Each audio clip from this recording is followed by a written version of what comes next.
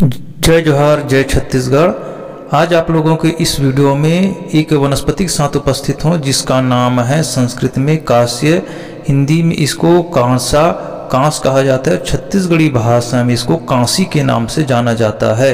यह अधिकतर भर्री भूमि में, बंजर में, मेड़ में, खेत के मेड़ में उत्पन्न होता है आषाढ़ आने के बाद, और उसके बाद भादों के महीना में इसमें फूल आ जाते हैं और इसमें बीज भी आ जाते हैं काले काले। अब इसको जिस जगह पर लगा हो इसको नाश करना बहुत मुश्किल हो जाता है। ये कांसी को, ये कुश की एक श्रेणी है। तो आइए हम इसकी औषधि प्रयोग के तो नहीं बताएंगे, लेकिन हम तांत्रिक प्रयोग, ज्योतिष प्रयोग इसके बारे में जरूर बताएंगे।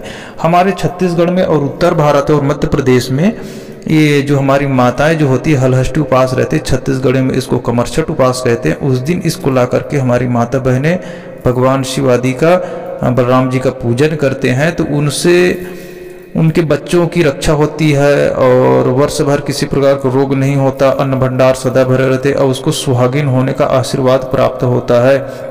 यह एक बहुत पारंपरिक पूजा प्रयोग है। दूसरा बात है, जिसको अगर ज्योतिष शास्त्र के अनुसार में चंद्र ग्रह से अगर पीड़ित व्यक्ति हो, अगर जन्म पत्रिका के 8वें अंक के साथ में पत्रिका में चंद्रमा का भाव अगर अथवा चंद्रमा राहु शनि एवं केतु के साथ हो तो पाप ग्रह दृष्टि माना जाता है। तो भाद्र मास के संबंधित जो यह पेड़ है उसको कांस के पुष्प को लेकर के 11 बार उस व्यक्ति के ऊपर से उतार करके जल में अगर प्रवाह कर दिया जाए, इसी तरह से 15 दिन तक के इसका जल प्रवाह किया जाए और स्नान करने की जल में इसके फूल को डाल दिया जाए और डाल करके स्नान किया जाए, तो चंद्रमा पीड़ित जो व्यक्ति होते हैं, जिसको हस्तरेखा में अगर भाग्य रेखा से लेकर के भाग्य रेखा चंद्र पर्वत पर आकर के क्रॉस का चिन्ह बनता है तो हिंसात्मक पागल होता है, उस पागलपन के उतारने के लिए भी यह बहुत लाभकारी है।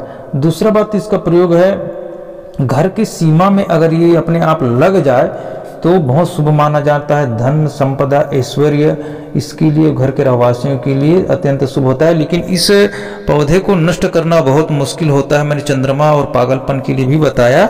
और दूसरा इसका कुछ औषधि प्रयोग बता रहे हैं। इस घास को बहुत अच्छा पवित्र माना जाता है। यह अर्थराइटिस के लिए भी इसका प्रयोग होता है। इसके पत्ती के जड़ को पीस करके जहाँ पर अर्थराइटिस हो उस जगह पर बांधने से दर्द भी आराम होता है। और इसकी जड़ की काढ़ा बना करके पीने से जो माता बहन को दूध नहीं उतरता उसको दूध उतर जाता है।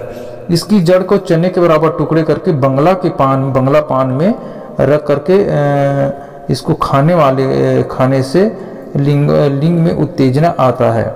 दूसरी बात, इसकी पत्ती के पीस करके या इसको जड़ को पीस करके जहाँ सड़े गड़े घाव हो गए हो उस घाव में इसका लगाने से घाव बहुत जल्दी भर जाता है। दूसरी बात, इसकी कांस के जो पौधे होते हैं उस पौधे से